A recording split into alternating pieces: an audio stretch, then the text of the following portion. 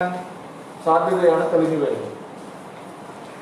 മുഖ്യമന്ത്രിയുടെ ഓഫീസിലെ നേരിട്ട് CPM-മായി ബന്ധമുള്ള പല ഉദ്യോഗസ്ഥരും ഈ സ്വർണ്ണക്കള്ളക്കടത്ത് കേസിലും അനുബന്ധ തട്ടിപ്പുകളിലെല്ലാം പങ്കാളിയായി എന്നുള്ള വിവരങ്ങളാണ് പുറത്തേക്ക് വരുന്നത്. CPM പാർട്ടി സെക്രട്ടറിയുടെ മകന്റെ കേസ് ഗൗരവതരമായിട്ടുള്ള കുറേയധികം ചോദ്യങ്ങളാണ് വരുന്നത്. CPM പാർട്ടി സെക്രട്ടറിയുടെ മകനുമായി ബന്ധപ്പെട്ട മയക്കുമരുന്ന് കേസും ഹവാല ഇടപാടുകളും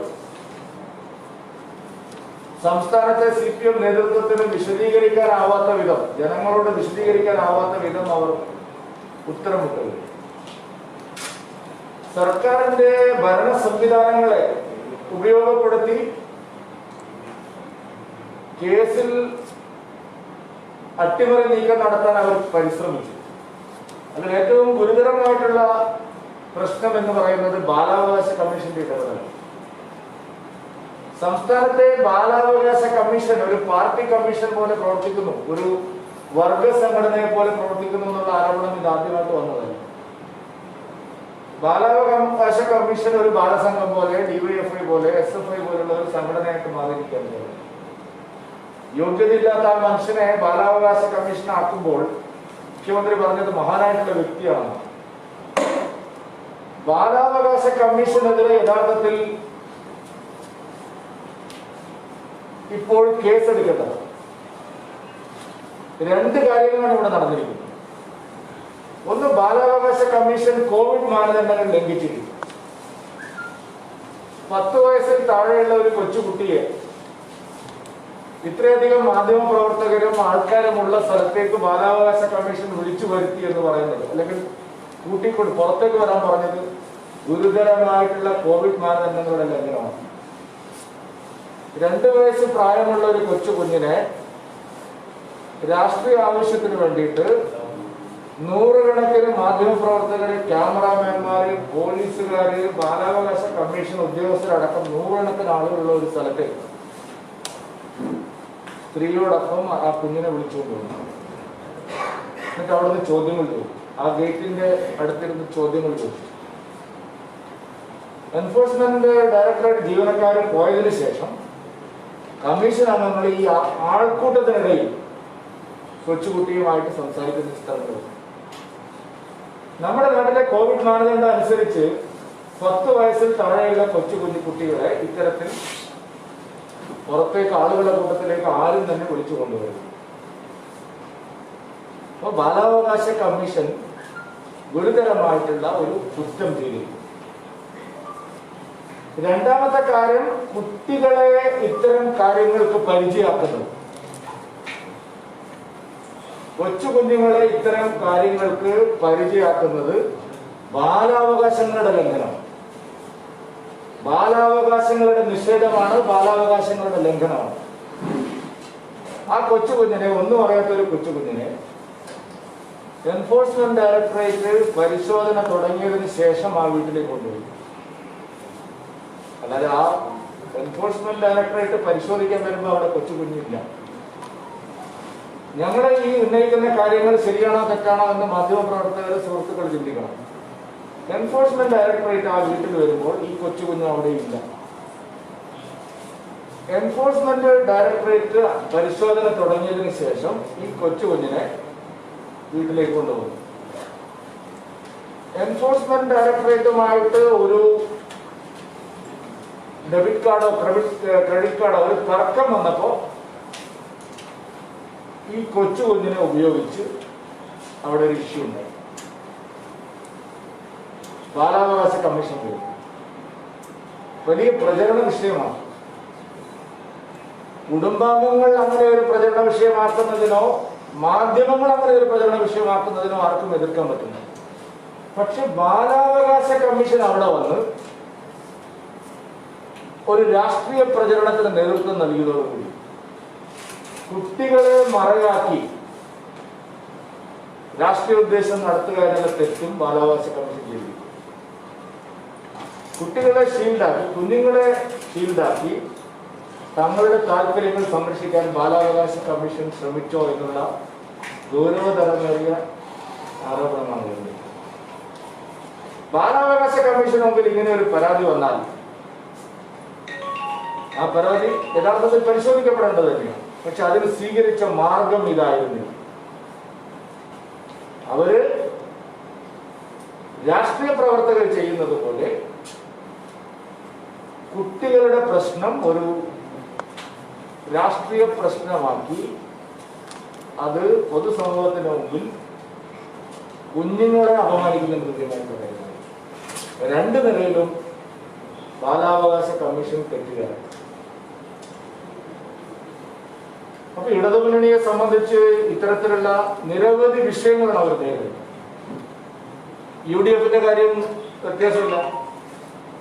UDF മുസ്ലിം ലീഗിന്റെ നേതാവ് മഞ്ചേശ്വരം MLA അദ്ദേഹം ഏതാണ്ട് 200-150 കോടി രൂപയുടെ അഴിമതി തട്ടിപ്പ് കേസിലാണ് പ്രതികരിക്കുന്നത്. കടുത്ത സമ്മർദ്ദം ഉണ്ടായിട്ടും അവരെ അറസ്റ്റ് ചെയ്യാൻ ഇതുവരെ തയ്യാറായില്ല. ഇപ്പൊ അറസ്റ്റ് ചെയ്യാൻ പോകുന്നു എന്ന് കേൾക്കുന്നു. പാലാരിവട്ടം കേസിന്റെ കാര്യത്തിലും ഇത് തന്നെയാണ് സ്ഥിതി. പാലാരിവട്ടം അഴിമതി കേസിൽ സർക്കാർ സഹായിക്കുന്നതുകൊണ്ട് മാത്രമാണ് ഇബ്രാഹിം കുഞ്ഞ് പുറത്തിറങ്ങി നടക്കുന്നത്. ഇത്രയും ദിവസം മഞ്ചേശ്വരം കേസിൽ സർക്കാരിന്റെ സഹായമുള്ളത് കൊണ്ടാണ് MC കമറുദ്ദീൻ രക്ഷപ്പെട്ടത്. ഗുരുതരമായിട്ടുള്ള അഴിമതി കേസുകളാണ് UDF നേതാക്കൾക്കെതിരായി ശക്തമായിട്ടുള്ള തെളിവുകളോടുകൂടി സംസ്ഥാനത്ത് നിലനിൽക്കുന്നത്. LDF-ഉം UDF-ഉം സമാനമായ നിലയിൽ പ്രതിസന്ധിയിലായിരിക്കുകയാണ് ഈ തെരഞ്ഞെടുപ്പ് കാലം. LDF-ന്റെയും UDF-ന്റെയും വഞ്ചനാപരമായ നിലപാടിനെ തുറന്നു കാണിച്ചുകൊണ്ടുള്ള പ്രചാരണമാണ് NDA നടത്തുന്നത്.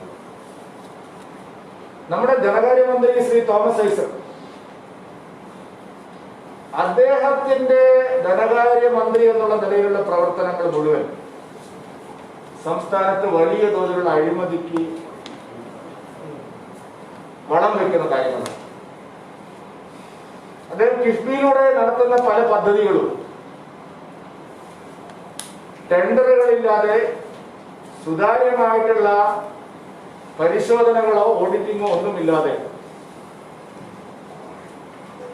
പല കാര്യങ്ങളും ചെയ്തുകൊണ്ടിരിക്കും.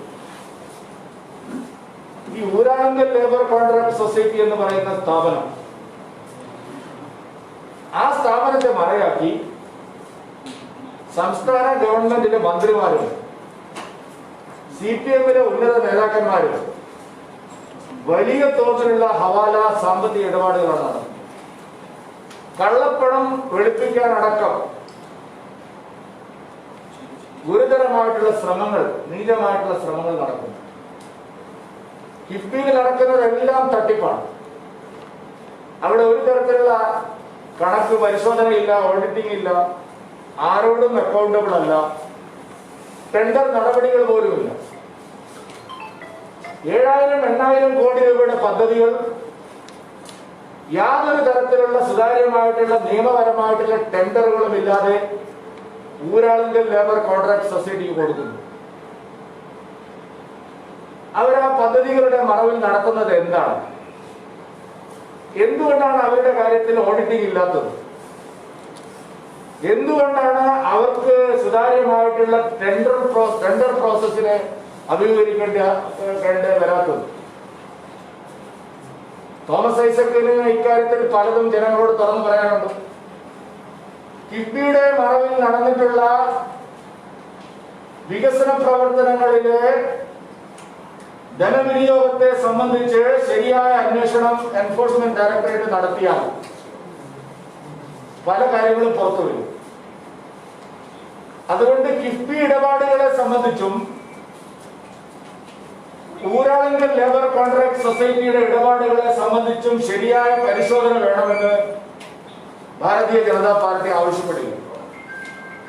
ശരിയായ അന്വേഷണം ഇക്കാര്യത്തിൽ നടന്നാൽ വലിയ തോതിലുള്ള നികുതി വെട്ടിപ്പും ക്രമക്കേടുകളും സാമ്പത്തിക അഴിമതിയും ജനങ്ങളുടെ മുമ്പിൽ തെളിഞ്ഞു വരും. അഴിമതി മൂടിവെക്കാനാണ് പിണറായി വിജയൻ സർക്കാർ ശ്രമിക്കുന്നത്. അതുകൊണ്ടാണ് എൻഫോഴ്സ്മെന്റ് ഡയറക്ടറേറ്റ് ഉൾപ്പെടെയുള്ള കേന്ദ്ര ഏജൻസികളുടെ അന്വേഷണം അട്ടിമറിക്കാൻ പോലീസിനെ ഉപയോഗിക്കുന്നത്, ബാലാവകാശ കമ്മീഷനെ ഉപയോഗിക്കുന്നു. പോലീസിന് എന്താ അധികാരം? എൻഫോഴ്സ്മെന്റ് ഡയറക്ടറേറ്റിന്റെ ഉദ്യോഗസ്ഥരെ അവർക്ക് സെർച്ച് വാറന്റ് ഉണ്ടെങ്കിൽ എവിടെ വേണമെങ്കിലും പരിശോധിക്കും. തടയാൻ പൂജപ്പുര സിഐക്ക് ആരാ അവകാശപ്പെടും? എന്താ അയാളുടെ ഡ്യൂട്ടി? അയാൾക്ക് എന്താ റൈറ്റ്? പൂജപ്പുര സർക്കിൾ ഇൻസ്പെക്ടർക്ക് എന്താ കൊമ്പുണ്ടോ? അയാൾക്ക് ആരാണ് അവകാശം കൊടുത്തത്? എൻഫോഴ്സ്മെന്റ് ഡയറക്ടറേറ്റിന്റെ വാഹനം തടയാൻ. അപ്പൊ അഴിമതിക്കാരെ സംരക്ഷിക്കുന്ന നിലയാണ് സർക്കാരും പോലീസും അവരുടെ സർക്കാർ മിഷനറി ഉപയോഗിച്ച് ചെയ്യുന്നത്. UDF-നും LDF-നും എതിരായിട്ടുള്ള ശക്തമായിട്ടുള്ള പ്രതിഷേധം ഇക്കാര്യത്തിൽ ജനങ്ങൾക്കിടയിലുണ്ട്. അഴിമതിയുടെ കാര്യത്തിൽ ഒരു ഒത്തുതീർപ്പുണ്ടാകും.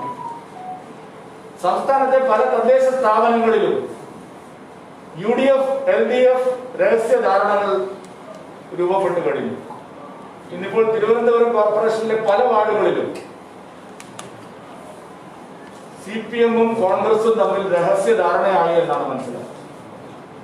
സമാനമായ നിലയിൽ സംസ്ഥാനത്തെ പല വാർഡുകളിലും LDF, UDF സ്ട്രാറ്റജിക്കൽ അണ്ടർസ്റ്റാൻഡിംഗ് ഉണ്ട് എന്നുള്ളതാണ് സത്യം. ഇതിനെതിരായിട്ട് ജനങ്ങൾ വിധി എഴുതണം എന്നുള്ള അഭ്യർത്ഥനയാണ് ഭാരതീയ ജനതാ പാർട്ടി. പൊതുനിർമ്മാണ രംഗത്ത് ഇത്രയേറെ കാര്യക്ഷമമായി പ്രവർത്തിക്കുന്ന ഊരാളുണ്ടെന്നതിരെ ആരോപണം ഉന്നയിക്കാൻ അടിസ്ഥാനപരമായിട്ട് ആരോപണം അടിസ്ഥാനരഹിതമല്ല. ഊരാളുകൾ ഇത്രയും താങ്കൾ പറഞ്ഞതുപോലെ ഇത്രയും സുതാര്യമാണെങ്കിൽ എന്തിനാണ് ഓടിക്കുന്നത്? ആരാ അവരെ പറ്റി പരിശോധിക്കുന്നത്? ഇപ്പൊ ഞാൻ ഹരിശ്ചന്ദ്രനാണെന്ന് ഞാൻ തന്നെ പറഞ്ഞാൽ പറയില്ല. നിങ്ങൾ എന്നെ അളക്കുമ്പോഴാണല്ലോ ഞാൻ ഹരിശ്ചന്ദ്രനാണോ എന്ന് പറയുന്നത്. ഊരാളുങ്കൽ ലേബർ കോൺട്രാക്ട് സൊസൈറ്റിയിൽ നടക്കുന്ന കാര്യങ്ങൾ എന്തുകൊണ്ടാണ് സുതാര്യവും നിയമപരവുമായിട്ടുള്ള പരിശോധനകൾക്ക് വിധേയമാക്കാത്തത്? എന്തുകൊണ്ടാണ് അവർക്ക് മറ്റ് സ്ഥാപനങ്ങൾക്കുള്ള ടെൻഡർ നടപടിക്രമങ്ങളൊന്നും ബാധകമല്ലാത്തത്? എന്തുകൊണ്ടാണ് അവരുടെ കണക്കുകൾ പരിശോധിക്കപ്പെടാതെ പോകുന്നത്? ധാരാളം വിഷയങ്ങൾ ഇത് സംബന്ധിച്ചു.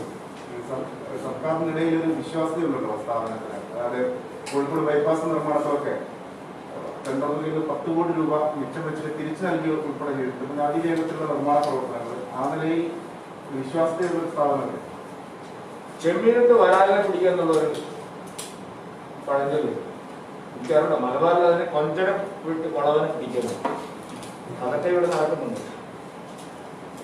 ഈ ബാലാവകാശ കമ്മീഷന്റെ കേസെടുക്കാൻ വന്നു. അപ്പൊ ഈ 27 മണിക്കൂർ കുഞ്ഞിനെ അടക്കം തടഞ്ഞു വെച്ച ഈ രീതിയിലെ കേസെടുക്കുന്നത് ഇങ്ങനെ ആരും അറിഞ്ഞിട്ട് പുറത്തുവിടാൻ അനുവദിച്ചില്ലായിരുന്നു. നമ്മള് തത്സമയം എല്ലാ മാധ്യമങ്ങളിലും അച്ഛൻ പോയല്ലോ. അമ്മായിയമ്മ പറഞ്ഞത് കേട്ടില്ലേ? അല്ല അതല്ല, അച്ഛൻ പോയല്ലോ പുറത്ത്. അച്ഛൻ എങ്ങനെ പുറത്തു? അല്ല അതല്ല പറഞ്ഞത്. അവിടെ അവര് വന്നതിന് ശേഷം 27 ഇങ്ങനെ മണിക്കൂർ അവിടെ തടഞ്ഞു ചെയ്യാൻ ആരും അവിടെ വിളിച്ചിട്ടില്ല. കുഞ്ഞിനെ കൊണ്ടുവരുന്ന ആരും പറഞ്ഞില്ല. 2 വയസ്സോടെ കുഞ്ഞ് തള്ളയെന്ന് പറഞ്ഞ സാധാരണ അങ്ങനെയൊന്നുമില്ല. അങ്ങനെ അവരുടെ അച്ഛൻ പോയല്ലോ, അവർക്ക് വേണമെങ്കിൽ പോയല്ലോ. അതായത് അങ്ങനെ ഒരു പരാതി ഉണ്ടായിരുന്നെങ്കിൽ ആ പരാതി അവരാരും തന്നെ രാത്രിയിലെ ചാനൽ ചർച്ചകളൊന്നും പറഞ്ഞിട്ടില്ല. എഴുതി കൊടുത്ത പരാതികളുണ്ടെങ്കിലും ശാരീരികമായോ മാനസികമായോ അങ്ങനെ ചെയ്യാൻ സാധിക്കില്ല. ഇതെല്ലാം വളരെ ട്രാൻസ്പെറന്റ് ആയിട്ട് ചെയ്യുന്ന കാര്യങ്ങളാണ്. കുട്ടിയുടെ അമ്മ 2 വയസ്സുള്ള കുട്ടിയാകുമ്പോൾ സ്വാഭാവികമായിട്ടും ശരി. അതിനെ ഞാൻ ചോദിക്കട്ടെ, അങ്ങനെ ഒരു സംഭവം ബാലാവകാശ കമ്മീഷൻ ഈ 2 വയസ്സുള്ള കുട്ടിയെ എങ്ങനെയാണ്? ഞാൻ ഇത്രയും ആൾക്കാരുടെ ഇടയിൽ ഞാൻ 2 വയസ്സുള്ള കുട്ടിയെയും വിളിച്ച് നിങ്ങളായിട്ട് സംസാരിക്കുന്നത് നിയമപരമാണോ? അല്ല, അത് വേറെ. ഞാൻ ചോദിക്കുന്നത് അതിപ്പോ ഒരാളുടെ നിയമലംഘനം നടത്തിയാൽ സമ്മതിച്ചാൽ തന്നെ ബാലാവകാശ കമ്മീഷന്റെ നിയമലംഘനം നടത്താനുള്ള അവകാശമുണ്ട്. ബാലാവകാശ കുട്ടികളുടെ അവകാശങ്ങളെ കുറിച്ച് മറ്റേത് പൗരന്മാർക്കുള്ളതിനേക്കാൾ ജാഗ്രത വേണ്ടത് ആർക്കാണ്? നിങ്ങൾക്കത് കണ്ടിട്ട് എന്ത് തോന്നുന്നു? ഞാനത് കണ്ട ഒരാളല്ല, ഞാൻ വേറെ ഒരു ആരോപണം അത് കണ്ട ഒരാളെന്ന് ഈ 2 വയസ്സുള്ള ഒരു കൊച്ചു കുഞ്ഞിനെ ഇങ്ങനെ കൊണ്ടുവന്ന് പ്രദർശിപ്പിച്ച് ഇത്രയും ആളുകളുടെ ഇടയിൽ ഈ കോവിഡ് കാലത്ത് ചെയ്യുന്നത് ശരിയാണോ? ഇല്ല. ഇറക്കി വിടാനുള്ള ശ്രമമായിട്ടൂടെ കാണാൻ പറ്റില്ല. കുട്ടികളെ ഇറക്കി വിടാനുള്ള അല്ലല്ല, ബാലാവകാശ കമ്മീഷൻ വളരെ അപക്വമായിട്ടുള്ള ഒരു നിലപാടാണ് സ്വീകരിച്ചത് എന്നുള്ളത് പ്രഥമ ദൃഷ്ടിയ കേരളത്തിന് ബോധ്യമുള്ളത്. ഇഡി ചെയ്തതിനെ ന്യായീകരിക്കണം. ഇഡി നിയമവിരുദ്ധമായിട്ട് എന്തെങ്കിലും ചെയ്തിട്ടുണ്ടെങ്കിൽ അതിനെ ചോദ്യം ചെയ്യാൻ നിയമപരമായിട്ടുള്ള വഴികളുണ്ട്. ഈ ഊരാളുകൾക്കെതിരെ പറഞ്ഞ ഇടപാടുകളുടെ കാര്യത്തിൽ ഇഡിയുടെ അടക്കം പരിശോധനകൾ അവിടേക്കും നീങ്ങാൻ സാധ്യതയുണ്ട്. അതൊന്നും എനിക്കറിയില്ല. ഞാൻ പറഞ്ഞത് പല ഇടപാടുകളും ദുരൂഹമാണ്. തോമസ് ഐസക്കിന്റെ ധനകാര്യ വകുപ്പിലും കിഫ്ബിയിലും വികസന പ്രവർത്തനങ്ങളുമായി പേര് പറഞ്ഞ് നടക്കുന്ന പല ഇടപാടുകളും ദുരൂഹമാണ് കേരളം. അതാണ് ഞാൻ പറഞ്ഞത്. ഈ കേന്ദ്ര ഏജൻസികൾക്ക് ഇപ്പോൾ സമരം പ്രഖ്യാപിച്ചിരിക്കുന്നല്ലോ 16-ാം തീയതി. ഇവർ ശാരീരികമായ നേരിടുമെന്ന് നേരത്തെ ബാലൻ ഉൾപ്പെടെ പറഞ്ഞിരുന്നു കേന്ദ്ര ഏജൻസികൾ. അപ്പൊ ഈ വേറെ രീതിയിലേക്ക് ഇത് പോകുമെന്ന് നമ്മൾ വിചാരിക്കുന്നത്. ബാലന്റെ പുതിയ അപ്പൊ നടക്കുന്ന കാര്യം ബാലൻ എന്താണ് ശാരീരികമായ നേരിടുന്നത് കൈകാര്യം ചെയ്യുന്ന പറഞ്ഞത്. അതെ, അതൊക്കെ ഒരു മന്ത്രിയുടെ ഭാഗത്ത് ഉണ്ടാവുമെന്ന് പറയുമ്പോൾ തന്നെ കാര്യങ്ങൾ ബോധ്യമാണോ? BJP-യിലേക്ക് വന്നാൽ നമ്മുടെ ഇന്നലെ കഴിഞ്ഞ ദിവസങ്ങളിൽ RSS നേതൃത്വമായിട്ടുള്ള ചർച്ചയുടെ കാര്യങ്ങൾ എന്തായി? BJP പ്രസിഡന്റും RSS നേതൃത്വമായിട്ട് നിങ്ങൾ ശരിക്കുള്ള ചർച്ച ഒന്നാണ്. നിങ്ങൾക്ക് ചോദിക്കുന്നുണ്ട് എന്തോ ചർച്ച ആണെന്ന്. എന്താണ് ഈ ശോഭാ സുരേന്ദ്രനും വേലായുധനും ഉന്നയിച്ച വിഷയങ്ങൾ? ഒരു വിഷയവും ഇപ്പോൾ തെരഞ്ഞെടുപ്പ് കാലത്ത് ഇത്തരം മാധ്യമങ്ങളുടെ ദുഷ്ടലാ ഈ തെരഞ്ഞെടുപ്പ് കാലത്ത് നിങ്ങൾ കുറെ ദിവസമായിട്ട് തുടങ്ങിയിട്ടുണ്ട്. അത് മനസ്സിലാക്കാനുള്ള വിവേക ബുദ്ധി കേരളത്തിലെ പൊതുസമൂഹത്തിനുണ്ട്. അവരല്ലേ അവർ രണ്ടുപേരുമാണ് ഉന്നയിച്ച മാധ്യമങ്ങളല്ലല്ലോ. മാധ്യമങ്ങള് ഇന്നിപ്പോ 24 ഒരു വലിയൊരു പ്രധാന പത്രം കേരളത്തിൽ വളരെ പ്രധാനപ്പെട്ട ഒരു പത്രം ഒരു 1/2 പേജ് വാർത്ത കൊടുത്തിട്ടുണ്ട്. ആരും ഉന്നയിക്കുക ഉന്നയിക്കുക ഏതെങ്കിലും ഒരു പേരുണ്ടോ ഉന്നയിച്ചാൽ? അപ്പൊ അതിന് കുറച്ച് ദിവസം ഉണ്ടാവും. ഞങ്ങൾ അതിനെക്കുറിച്ച് നല്ല ബോധവാന്മാരാണ്. തദ്ദേശ തെരഞ്ഞെടുപ്പ് കഴിയുന്നത് വരെ ചില മാധ്യമങ്ങളെ ഉപയോഗിച്ചുകൊണ്ടുള്ള കളികൾ ഇവിടെ നടക്കും, പ്രചരണം. അത് മനസ്സിലാക്കാനുള്ള വിധിയൊക്കെ സാധാരണ BJP പ്രവർത്തകർ. ഈ അവരുടെ മാധ്യമങ്ങളുടെ കെണിയില് ശോഭാ സുരേന്ദ്രൻ വീഴുമായിരുന്നു. അതെനിക്കറിയില്ല, ഞാൻ അങ്ങനെ പറഞ്ഞിട്ടില്ല. മാധ്യമങ്ങളുടെ ദുഷ്ടലാപ്പിനെ സംബന്ധിച്ച് മനസ്സിലാക്കാനുള്ള ബുദ്ധി പാർട്ടി പ്രവർത്തകർക്ക് അദ്ദേഹം എങ്ങനെയാ മാധ്യമങ്ങളുടെ ഞാൻ പറഞ്ഞതിൽ കൂടുതലൊന്നും ഞാൻ പറയാനാണ്. ഇന്ന് ഒരു കാര്യം ചോദിച്ചു 5-6 ദിവസം ഇതാണ്. ഈ BDJS പാലപ്പുഴയിൽ BDJS 2 ഭാഗമായി നിൽക്കുന്നതാണ്. 2 പേരുകൾ. രണ്ട് കൂട്ടർ പറയുന്നത് BJP-യിനകത്ത് ഞങ്ങളെയാണ് അംഗീകരിക്കുന്നത് എന്നാണ് പറഞ്ഞത്. ആരെയാണ് ഇപ്പം ഞങ്ങളെ കൊണ്ട് വാർത്ത ചെയ്തപ്പോഴേ BJP ഒന്ന് സുഭാഷ് ബാബുവിന്റെ അതങ്ങനെ ഞങ്ങളുടെ BJP സുഭാഷ് ബാബു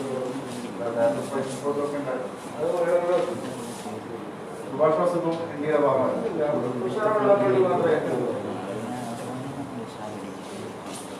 ഈ മുഖ്യമന്ത്രിയുടെ ഓഫീസിലെ കൂടുതൽ ഉന്നതരിലേക്കും അന്വേഷണം പോകുമെന്നൊരു പലതരം റിപ്പോർട്ട് വരുന്നുണ്ട്. അത്തരത്തിൽ ഈ അന്വേഷണം പോകുമ്പോൾ ഈ രാഷ്ട്രീയ പ്രവർത്തനം അല്ലെങ്കിൽ ഉന്നതര ആളുകൾ പറയുമ്പോൾ രവീന്ദ്രന് പുറമെ മന്ത്രിമാരിലേക്കും ഒക്കെ നീങ്ങുന്നതാണോ BJP നടത്തുന്നത്? എന്തായാലും നീക്കുന്നത് ഉപ്പതിന്നവർ വെള്ളം കുടിച്ചിട്ടല്ലേ പ്രധാനമന്ത്രി പറഞ്ഞത്. എനിക്കിപ്പോ എങ്ങനെ അറിയാം ആരൊക്കെ ഉള്ളത്? പക്ഷേ ഓരോന്നോരോന്നായിട്ട് പുറത്ത് വരികയുള്ളൂ, ചാടുകയാണ്. മുഖ്യമന്ത്രി ആദ്യം എന്താ പറഞ്ഞത്? ശിവശങ്കരൻ മാത്രമേ. രവീന്ദ്രൻ എന്തായാലും സന്നദ്ധ സഹചാരിയാണെന്ന് സമ്മതിച്ചല്ലോ. രവീന്ദ്രൻ പിണറായി വിജയന്റെ സന്നദ്ധ സഹചാരിയാണെന്ന് ദീർഘകാലത്തെ ബന്ധമുണ്ടെന്ന് സമ്മതിച്ചല്ലോ. അത് അദ്ദേഹം എന്താണ് ഈ കള്ളക്കടത്ത് കാര്യത്തിൽ ചെയ്തിരിക്കുന്നതെന്നാണ് എനിക്ക് കേരളത്തിന് അറിയാനുള്ളത്. BDJS-ന്റെ കാര്യത്തിൽ BDJS UDF-ആയിട്ട് ചർച്ച നടത്തുന്നതായിട്ട് വാർത്തകൾ. BDJS-ന്റെ നേതാക്കന്മാർ ഇവിടെ ഇല്ല. എന്തിനാണ് നിങ്ങൾ എന്നോട് ഈ ചോദിച്ചു? ഞങ്ങൾ അറിയാത്തത് ആലപ്പുഴക്കാർ മാധ്യമ പ്രവർത്തകർ BDJS-നോട് തന്നെ ചോദിച്ചാൽ മതിയല്ലോ. ഞാൻ എങ്ങനെ അറിയും? എനിക്കറിയും. അല്ല, അതെങ്ങനെ അറിയും? ഞാൻ ചോദിക്കുന്നത് നിങ്ങൾ പറയുന്ന UDF-ആയിട്ട് BDJS ചർച്ച നടത്തി അവരോടല്ലേ ചോദിക്കുന്നത്. എന്റെ അറിവിൽ അങ്ങനെ ഒരു ചർച്ചയും നമ്മളതെ ജില്ലയിൽ സീറ്റ് ധാരണ പൂർത്തിയായി. NDA-യുമായിട്ടാണ് സീറ്റ് ധാരണ പൂർത്തി, BJP-യുമായിട്ടാണ് സീറ്റ് ധാരണ പൂർത്തി. ഈ തദ്ദേശ ഇലക്ഷനിലെ പ്രതീക്ഷ എങ്ങനെയാണ് BJP-യുടെ പഞ്ചായത്ത് തലത്തിലേക്ക്? പ്രതീക്ഷയുള്ള ഒരേ ഒരു മുന്നണി NDA മാത്രമാണ്. ബാക്കി രണ്ട് മുന്നണികളുടെ പ്രതീക്ഷ നഷ്ടമായിരുന്നു. വിജയം പ്രതീക്ഷയുള്ള ഒരേ ഒരു മുന്നണി NDA മാത്രം. ഇന്നിപ്പോ ജില്ലയിൽ നടത്തിയ യാത്രകൾ മറ്റു ജില്ലകളിൽ ഒരുപാട് പേർ പാർട്ടിയിലേക്ക് വരുന്നതിന്റെ ഇന്ന് രാവിലെ മുതൽ നടന്ന എല്ലാ യോഗങ്ങളിലും നൂറുകണക്കിന് കുടുംബങ്ങൾ പാർട്ടിയിലേക്ക് വന്നുകൊണ്ടിരിക്കും. അത് എല്ലാ ഗ്രാമങ്ങളിലും 10,000-കണക്കിന് ആളുകൾ കഴിഞ്ഞ ഒരാഴ്ചക്കിടയിൽ കേരളത്തിൽ പാർട്ടിയിലേക്ക് പുതുതായിട്ട് വന്നിട്ടുണ്ട്. ഇനിയും അത് തദ്ദേശ തെരഞ്ഞെടുപ്പ് വരെയും നിയമസഭാ തെരഞ്ഞെടുപ്പ് വരെയും തുടരും. ആ ട്രെൻഡ് അങ്ങനെ. എന്തായാലും മുഖ്യ പ്രധാന വിഷയം പ്രധാനമായിട്ടും കേരളത്തിന്റെ വികസന പ്രതിസന്ധി, ഈ അഴിമതി, ഇതൊക്കെ പ്രധാനമായിട്ടും ഇടതു മുന്നണിക്കും വലതു മുന്നണിക്കും എതിരായിട്ട് ഞങ്ങൾ ചർച്ചാ വിഷയമാക്കുന്നുണ്ട്. അതേപോലെ കേന്ദ്ര സർക്കാരിന്റെ വിവിധ പദ്ധതികൾ തദ്ദേശ ഭരണ സ്ഥാപനങ്ങൾ വഴി എത്രമാത്രം സാധാരണ ജനങ്ങൾ കിട്ടിയിട്ടുണ്ട് എന്നതിനെ സംബന്ധിച്ചിട്ട് ബോധവൽക്കരണം, പ്രത്യേകിച്ച് ഗുണഭോക്താക്കളെ കേന്ദ്രീകരിച്ചുകൊണ്ടുള്ള പ്രചാരണം.